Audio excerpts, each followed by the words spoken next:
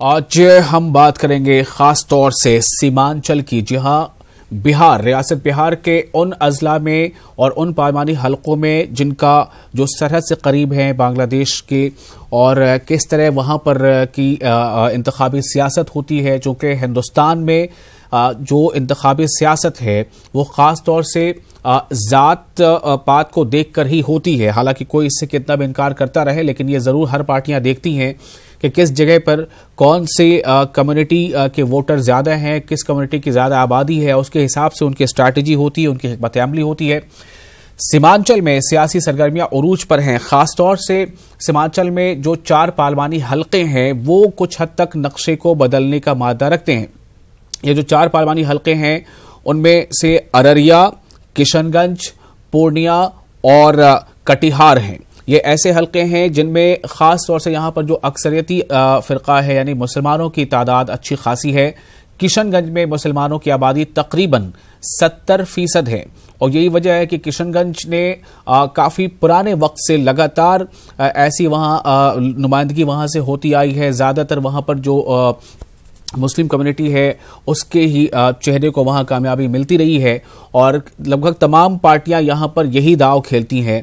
इस बार भी किशनगंज कुछ नया करने वाला है, चूंकि किशनगंज में जो इस बार मुकाबला है वो काफ़ी दिलचस्प इसलिए भी है कि असदुद्दीन ओवैसी जो काफ़ी मकबूल एक सियासी चेहरा है, उनकी पार्टी MIM मजलिस इत्तेहादुल मुस्लिमीन, हालांकि वो AIMIM भी इसे कहा करते हैं, यानी ऑल इंडिया मजलिस इत्तेहादुल मुस्लिमीन। तो MIM ने इस बार किशनगंज से अपना एक उम्मीदवार खड़ा किया है अख्तरुल ईमान के शक्ल में। कटिहार में मुस्लिम आबादी तकरीबन 30% है, अररिया में मुस्लिम आबादी तकरीबन 45% है, जबकि पूर्णिया में जो ये तबका है, ये जो कम्युनिटी है, इसकी आबादी 25% है। तो किशनगंज में मौलाना इसरारुल हक कासमी 2 बार से कांग्रेस के MP थे।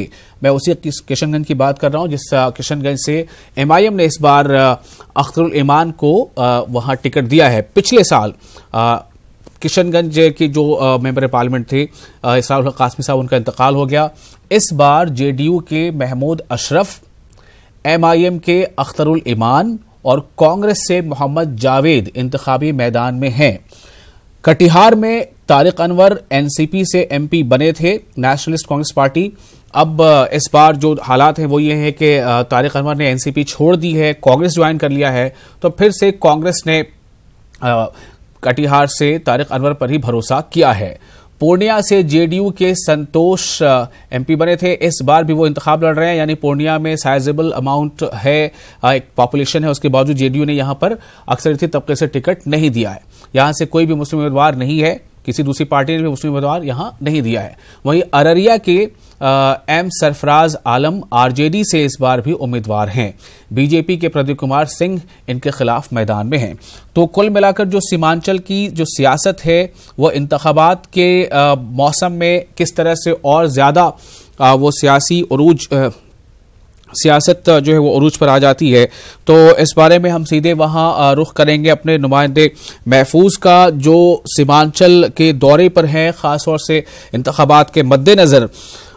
महफूज, पूरे सीमांचल में जो इंतखाबी सियासत वहां हो रही है, एक सवाल तो ये बार बार उठ रहा था कि JDU जो जिसने खुद को RJD के जो एक पॉलिटिकल उसका एक समीकरण था, जो स्ट्रैटेजी थी, उसके कायम मकाम बनने की कोशिश की है, लेकिन जिस तरह से RJD ने कुछ हद तक का फराख दिली का मुजाहरा अक्सरियती तबके की तरफ दिखाया था माजी में भी, JDU इस बार कुछ उसमें कमी करती नजर आ रही है, बल्कि ज्यादा कमी कर रही है। सिर्फ JDU ने एक उम्मीदवार दिया है, तो ऐसे में क्या समझा जाए, क्या JDU की पॉलिसी जो है NDA में जाने के बाद बदल रही है और सीमांचल में इंतखाबी सियासत पर भी वो असरअंदाज हो रही है? महफूज।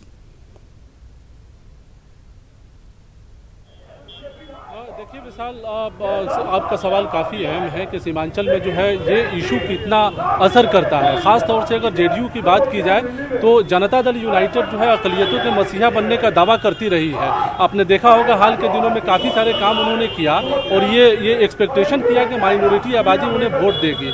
ये कितना वोट को टर्न करा पाते हैं ये देखने वाली बात होगी, ये बाद में मालूम चल सकेगा। रहा जो सवाल आपने किया है कि सियासी हिस्सेदारी का सवाल, तो हम लोग अभी किशनगंज में मौजूद हैं और ये किशनगंज जहां 70% 70% अक़लियती आबादी है, जेडीयू ने किशनगंज पे भरोसा करके एक उम्मीदवार को खड़ा किया है।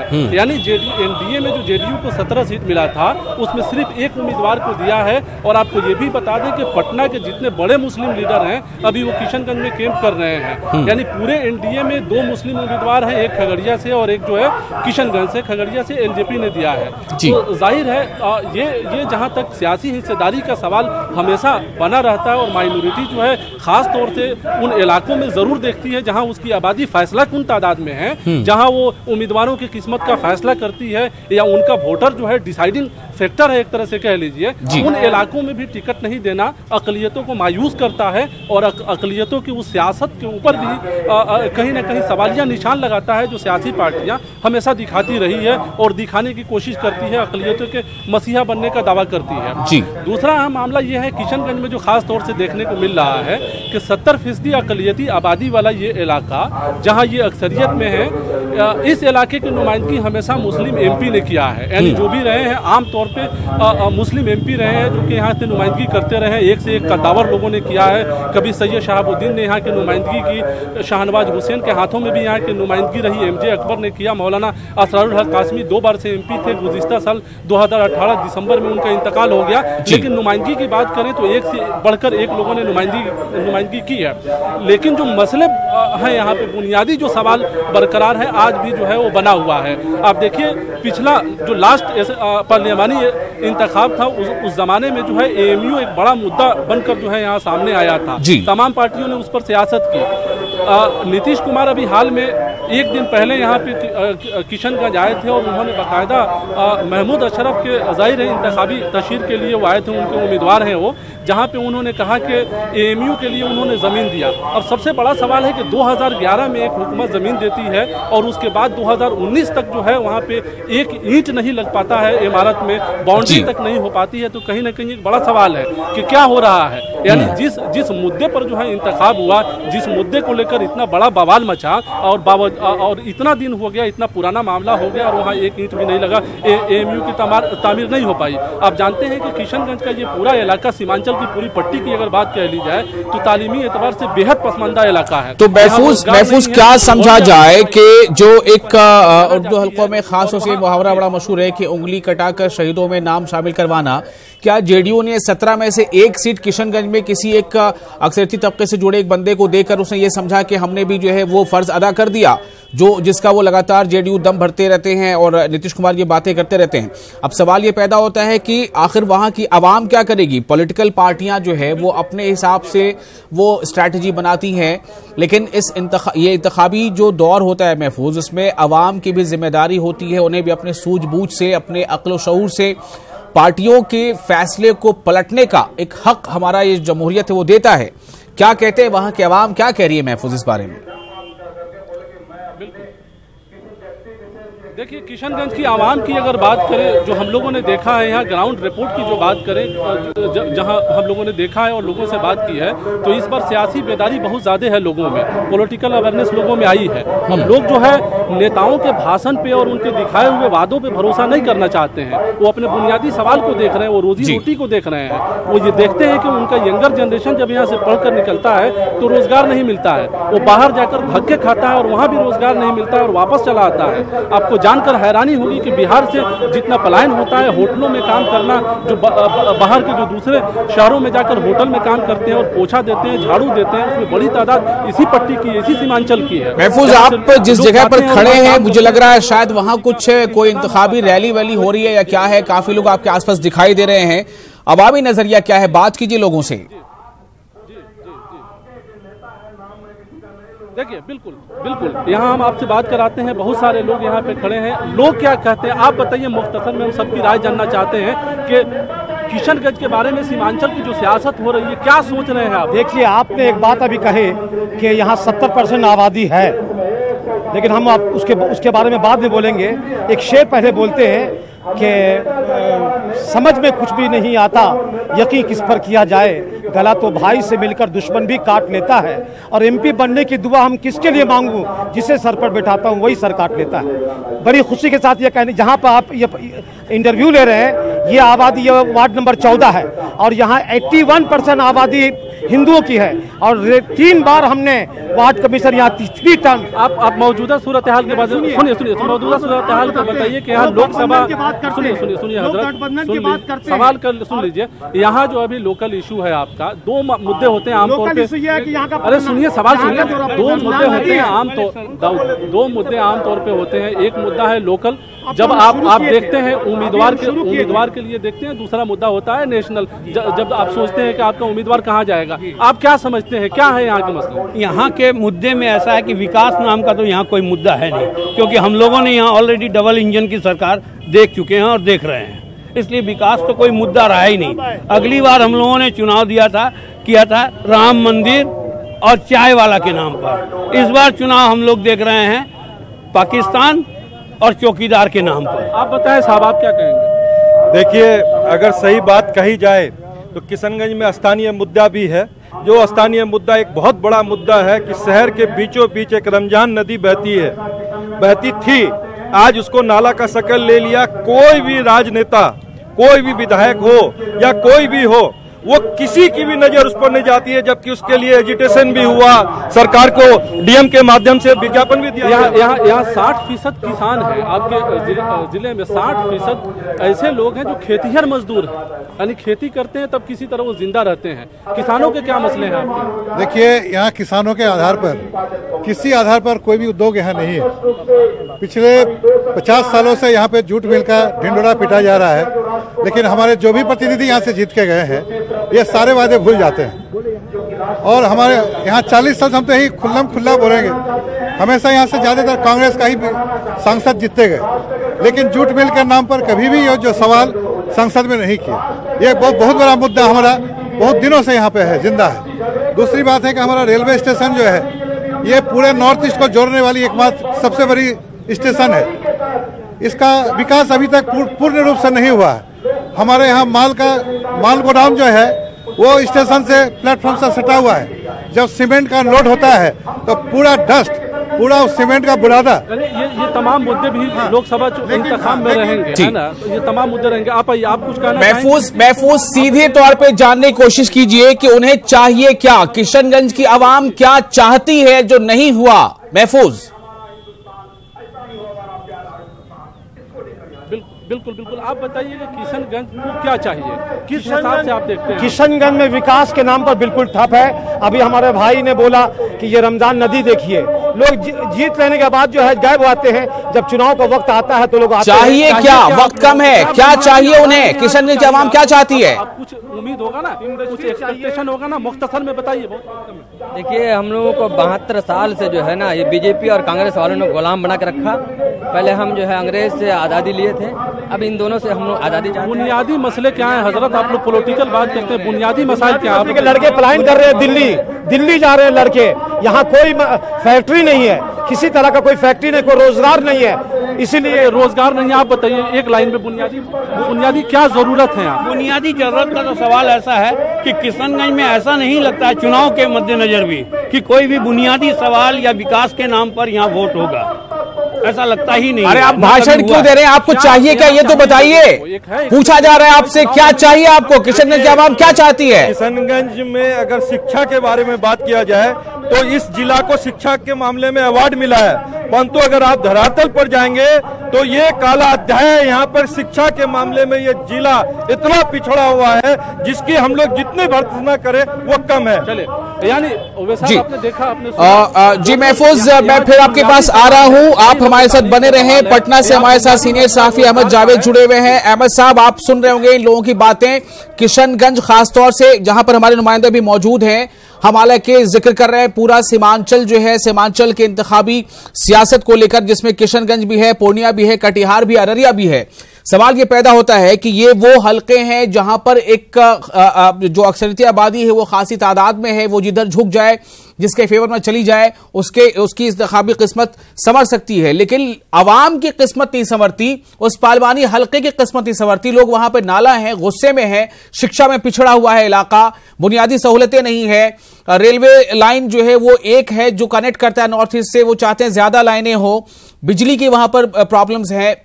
तो इन हालात में क्या फिर से इस बार हवाई मुद्दे ही जो है यहां के अवाम के माथे रहेंगे या फिर कुछ नया होगा? अहमद जावेद साहब। आजम साहब, दरअसल सीमांचल का जो वो पूरा खित्ता है, मुस्लिम अक्सरियती खित्ता है, आप जानते हैं, लेकिन उसकी बदकिस्मती ये है आज़ादी के बाद से अब तक बुनियादी मसाइल पर वहाँ इलेक्शन के इश्यूज नहीं बनते, बुनियादी मसाइल पर इलेक्शन नहीं होते। वहाँ के अवाम या तो ज़ात बिरादरी, यानी मुसलमानों में भी वहाँ अलग अलग 3-4 बिरादरियाँ हैं, अलग अलग वोटर्स के सेक्शन और ग्रुप्स हैं, तो वो फैक्टर्स ज़्यादा हावी रहते हैं, या फिर कौमी जज्बाती फिरका का। और हमने जब से देखा है इलेक्शन, तो बाबरी मस्जिद और मुस्लिम पर्सनल लॉ और इस किस्म के जज्बाती इश्यूज हावी रहते हैं। बुनियादी सवालों पर वहाँ के वोटर्स को आने नहीं दिया जाता है, बिरादरियों में बटा हुआ। तो क्या ये समझा जाए, क्या ये समझा जाए कि जो सियासी जमातें हैं उन्होंने आवाम के नब्ज को जो है पकड़ लिया है और आवाम भी जो है वो जज्बाती हो जाती है, आवाम खुद इसके लिए जिम्मेदार है? छोटे मोटे हद तो यह है कि वहाँ के वोटर छोटे मोटे ऑब्लिगेशंस से मुतासिर होते हैं जी, और वहाँ के जो रहनुमा रहे हैं अब तक, जो रिवायती, अब कुछ थोड़ी बहुत तब्दीली आ रही है, तो वहाँ के जो रहनुमा रहे हैं, कायदीन रहे, चाहे कांग्रेस के हों, बीजेपी के हों, या दूसरी सोशलिस्ट जमातों के हों, या फिरका परस्त हों, या सेकुलर हों, हर तबके के लीडरों ने उनकी इस नब्ज को पकड़ा हुआ है। वो वहाँ बिरादरियों के लीडरों को पकड़ते हैं। अब एक नया फैक्टर वहाँ मौलवी पैदा हुए हैं, तो वो मजहबी रहनुमाओं को, मौलवी हजरात को पकड़ते हैं और फिर उनसे वोट को मुतासिर करके वो करते हैं। वहाँ देखिए, आप जो भी बातें कर रहे हैं अहमद जावेद साहब, मैं बार बार ये कह रहा हूं कि सियासी जमातें हर हथकंडे अपनाते हैं, जो मजहबी लीडर हैं उनके जरिए से वोटर तक पहुंचना ये कोई नई बात नहीं है। ये साउथ में भी होता है, शुमाल में भी और जुनूब में भी, हर जगह होता है। सवाल यहां पर यह है कि क्या आवाम में सियासी शऊर नहीं है, फुकदान है, कमी है? हाँ, उसकी कमी है, तालीम की कमी है उस खित्ते में, और सियासी शऊर की ज्यादा कमी है। लोग दूसरे मुल्क के दूसरे हिस्सों ही की तरह वहाँ के अवाम भी बिरादरियों में बटे हुए हैं। इस बार क्या कुछ तब्दीली दिखाई दे रही है आपको? जो MIM ने अपना सियासी जो उफक उसको फैलाया है, MIM ने एक औरंगाबाद महाराष्ट्र में कैंडिडेट दिया है, इम्तियाज जलील। MIM ने इस बार किशनगंज से अख्तरुल ईमान को वहां पर सीट दी है। क्या आपको लग रहा है कि MIM को वहां कुछ फायदा हो सकता है इस बार? MIM पिछले 5 साल से, हमने जो ऑब्जर्व किया है, पिछले 5 साल से MIM के लीडरान बुनियादी इशूज, तरक्की के इशूज को वहाँ उठाने की कोशिश कर रहे हैं। मुस्लिम गैर मुस्लिम सबको मसाइल पर कंसंट्रेट करने की कोशिश कर रहे हैं जी। और अख्तरुल ईमान को हम करीब से देखते हैं, जानते भी हैं। वो लगातार पिछले 5 साल से गांव-गांव में घूम रहे हैं और इन्हीं इश्यूज पर, जिन इश्यूज की आप बात कर रहे हैं, उन इश्यूज पर, उन फैक्ट्स पर लोगों को लाने की कोशिश कर रहे हैं। ठीक है, महफूज आपके पास आ रहा हूं। क्या इस बार अख्तरुल ईमान, जिन्होंने पिछली बार जो मैदान छोड़ दिया था इस नाम पर कि कहीं वोट तकसीम ना हो जाए, जो बातें बहुत सुर्खियों में आई थी, इस बार क्या आपको लग रहा है कि अख्तरुल ईमान को कामयाबी मिल पाएगी? महफूज, देखिए विशाल, एमआईएम के लिए जो है इस बार का इंतखाब काफ़ी अहम है। अगर एक सीट की करें तो अख्तरुल ईमान के लिए और एमआईएम के लिए, एमआईएम की शक्ल में आप यूं कहें कि उनके पास क्लियर जो है एक स्ट्रेटजी है। अगर वो लोकसभा इंतखाब एक सीट ही सही, लेकिन अगर वो लोकसभा इंतखाब किशनगंज का निकाल लेते हैं तो आप ये समझिए कि 2020 में जो विधानसभा का इंतखाब होगा तो पूरे इस एक लोकसभा का असर विधानसभा के यहाँ के 24 सीटों पर पड़ेगा। और ये एमआईएम मानकर चल रही है कि आने वाले 10 साल के बाद जो है, अगर एक सीट जो है इस बार निकलता है तो आने वाले 10 साल के बाद जब यहाँ पे लोग विधानसभा के चुनाव होंगे, असेंबली के चुनाव होंगे, तो वेस्ट चंपारण से लेकर किशनगंज तक जो मुस्लिम पट्टी है वहाँ पे खासतौर से जहाँ डोमिनेट करती है, जहाँ पे आबादी है, वहाँ पे खासतौर से एमआईएम असर करेगी। और ऐसे कंडीशन में जो सेकुलरिज्म के दावा करने वाली जो पार्टियां हैं, आरजेडी हो या नीतीश कुमार की पार्टी हो या जो भी लोग हों, उनको कहीं ना कहीं ये मजबूरी हो जाएगी कि वो एमआईएम के साथ अलायंस करे। लेकिन क्या अख्तरुल ईमान या एमआईएम सिर्फ जज्बाती मुद्दे उठाएंगे या जो बुनियादी मसाइल है जो वहां के आवाम अभी बता रही थी कि वहां पर शिक्षा पर काम नहीं हुआ, सफाई पर काम नहीं हुआ, रोजगार का बहुत बड़ा मसला है, अक्सर लोग वहां से पलायन कर जाते हैं, वहां पे बहुत सारे जो दीगर बुनियादी मसाइल हैं, क्या इसको लेकर कुछ काम किया है एमआईएम ने वहां पर या अख्तरुल ईमान ने? देखिए विशाल, जहाँ तक अख्तरुल ईमान का सवाल है कि अख्तरुल ईमान चूंकि 2 बार जो है कोचाधामन असेंबली हल्के की नुमाइंदगी वो कर चुके हैं। आरजेडी के पहले लीडर थे, जेडीयू में शामिल हुए, इंतखाब लड़ने के लिए फिर उनको लोकसभा का टिकट मिला, लेकिन वो छोड़ दिए, इंतखाब नहीं लड़े। इस बार फिर एमआईएम के और रियासती सदर हैं, इंतखाब लड़ रहे हैं। तो बात अगर की जाए तो किशनगंज के बुनियादी मसलों से और सीमांचल के प्रॉब्लम से अख्तरुल ईमान वाकिफ है। अगर बात माइनॉरिटी लीडर की जाए तो तस्लीमुद्दीन के बाद तस्लीमुद्दीन का इंतकाल हो गया और मौलाना असरारुल हक कासमी का इंतकाल हो गया, तो मुस्लिम फेस के तौर पर अख्तरुल ईमान को सीमांचल के लोग देखते हैं, खासतौर से यंगर जनरेशन जो है उनको देखता है। दूसरा सवाल कि अख्तरुल ईमान जो है लगातार जो है ये सवाल उठाते रहे हैं कि किशनगंज काफ़ी बैकवर्ड है और पटना से दूरी होने की वजह से राजधानी के लोग सीमांचल पर और किशनगंज पर कोई ध्यान नहीं देते हैं, किशनगंज के मसले को हल नहीं करते हैं। यहाँ स्कूल नहीं है, मेडिकल कॉलेजेस नहीं है, डॉक्टर्स की कमी है, खेतिहर मजदूरों की तादाद ज़्यादा है, रोजगार नहीं है, सड़कों के हालात जो है वैसे ही है। तो कई सारे जो है इशू हैं, कई सारे मसाइल हैं जिसको लेकर जो है अख्तरुल ईमान ने सवाल उठाया है। आज खुद अख्तरुल ईमान से हमारी भी बात हुई है और हम लोगों से बात करते हुए उन्होंने एक बात साफ तौर से कहा है कि एमआईएम कोई भड़काऊ भाषण नहीं देगी। किशनगंज में एमआईएम कौमी एकजहती को फरोग देगी, भाईचारे को फरोग देगी और डेवलपमेंट के मुद्दे पे काम करेगी। और हम सवाल उठाएंगे पार्लियामेंट में, हम सवाल उठाएंगे किशनगंज के बुनियादी हालात के बारे में जो कि कोई उठाया नहीं, कोई इस इशू पे बात नहीं किया। चलिए महफूज, बहुत बहुत शुक्रिया इस बातचीत के लिए। और आपके साथ जो लोग मौजूद हैं उन्होंने बहुत खुलकर वहां के मसाइल को रखा और किस तरह से वहां पर अब तक वो सिर्फ पॉलिटिकली एक्सप्लॉइट होते रहे, उनके जज्बात के साथ खेला जाता रहा, बुनियादी मसाइल जो है वो हल नहीं किए जा सके। जावेद अहमद जावेद साहब, आपका भी शुक्रिया। बात आपसे थोड़ी कम हो पाई, आपको आने में ताखिर हुई थी। बहरहाल ये है सूरत हाल सीमांचल की। आज खास तौर से हमने किशनगंज का एक खाका खींचा है जहां पर 18 अप्रैल को वोटिंग होनी है। हम इसी तरह से और दूसरे हलकों से भी जो इन डेप्थ वहां के हालात हैं, बुनियादी मसाइल, जमीनी हकायक, उसके रोशनी में आपको हम खबर देते रहेंगे, बातें बताते रहेंगे।